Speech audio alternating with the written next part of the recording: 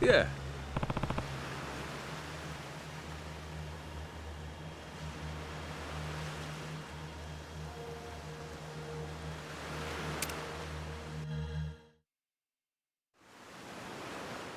So that rich fella talking up the Esperanza treasure goes by the name of Tucker. Spade Tucker.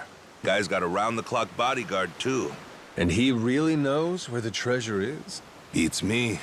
Acquired new intel is about as far as I've heard. Still, as is often the case here, it's just more fuel for the legend.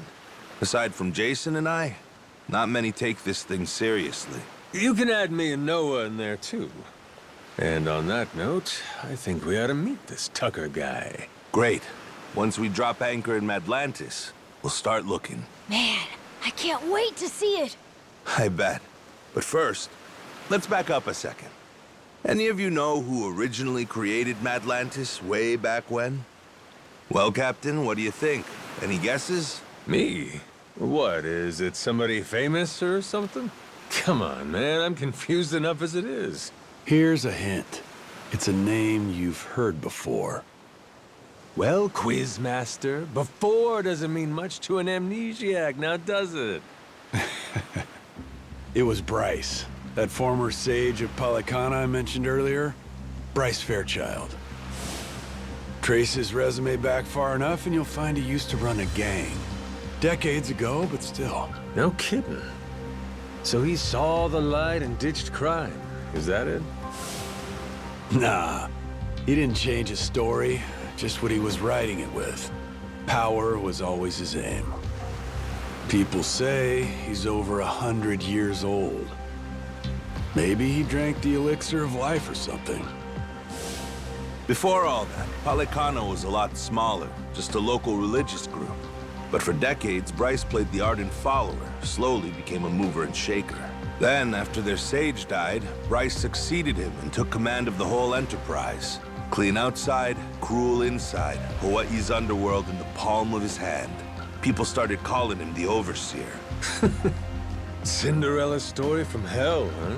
Bryce created a lawless zone in Hawaii, where even the cops were at his beck and call.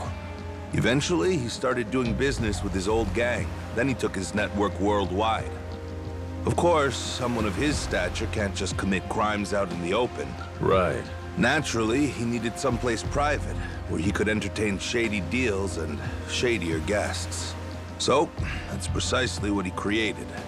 People started calling his little creation Atlantis. Now it's a social hub for scum and villainy.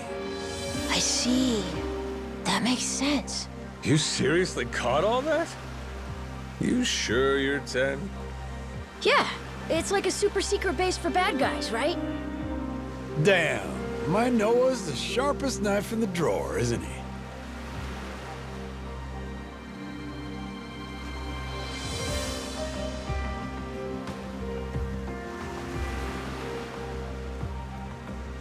With Bryce out of the picture, Atlantis is under new management. A bunch of shady organizations stepped in to run it.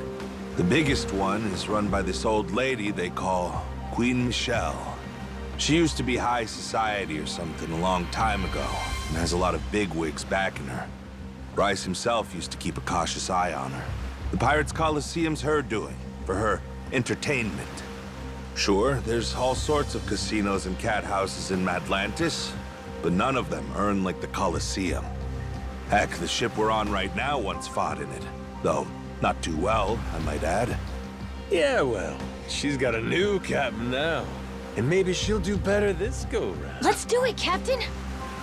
With you at the helm of the Goromaru? What the hell? They won't know what hit them. Damn, you fellas don't need convincing, eh? Nope. But Jason, he's another story. Remember, he lost his own ship in the Coliseum a while back. It's the most fun you can have, as long as you don't lose. It all comes down to whether or not you can fully trust your crew. Well, I'm sorry about your ship, Jason, but you're not exactly giving me a lot of reasons to stay out. Entirely up to you. You're the captain, Captain. Here.